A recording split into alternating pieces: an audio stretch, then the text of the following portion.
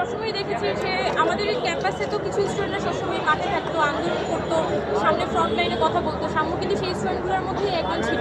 এবং ভিসি পদত্যাগের একটা দাবি উঠছে, কিন্তু আপনার এটার সাথে কি একমত কিনা বা এটা নিয়ে কিছু বলবেন? পদত্যাগের দাবি নিয়ে তো আমাদের পক্ষে কোনো কথা হয়নি। ভিসি এখানে বিষয়টা তো শুধুমাত্র ভিসির বিষয় না, এটাকে আসলে ক্যাম্পাস যে পরিস্থিতির মধ্যে যাচ্ছে এটাকে নিয়ন্ত্রণ করার জন্য একটা পুরো গভর্নিং বডি দরকার, যারা হচ্ছে ক্যাম্পাসের সার্বিক নিরাপত্তা ইস্যু নিয়ে কাজ করবে। এটা যেমন ভিসির দায় আছে, প্রক্টরের দায় আছে, সার্বিক বডিরই দায় আছে। এটা আলাদা করে আমি কারো এখন দায় দিব না, কারণ এই যে সিচুয়েশনটা সেটা আজকে নতুন এসে অ্যারাইজ করেনি। বহু বছর ধরে কিন্তু ইউনিভার্সিটি এই পরিস্থিতিতে আছে। তো আমরা এক্সপেক্ট করি যে আমাদের ক্যাম্পাস স্টুডেন্টদের অন্তত একটা নিরাপত্তা থাকবে। আমাদের কোনো সাম্য তো আমাদের সেশনের স্টুডেন্ট, আমি জুলাই যোদ্ধা আর জুলাই মানে সাম্য সারা বছর জুলাই দিয়ে শুধুমাত্র মাপ দিলে হবে না, সবসময় কিন্তু সামনে থাকতো, ছাত্র দলের সাথে ছিল এবং সবসময় আমি দেখছি যে ওর সামনে থাকতো।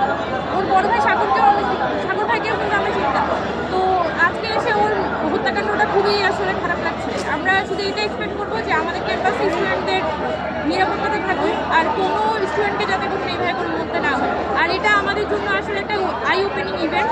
আমাদের প্রশাসন বলি, গভর্নমেন্টের ওরা যদি ইউনিভার্সিটির নিরাপত্তা নিয়ে এখন না ভাবে তাহলে আসলে আর কখনোই এটা ভাবা হবে না।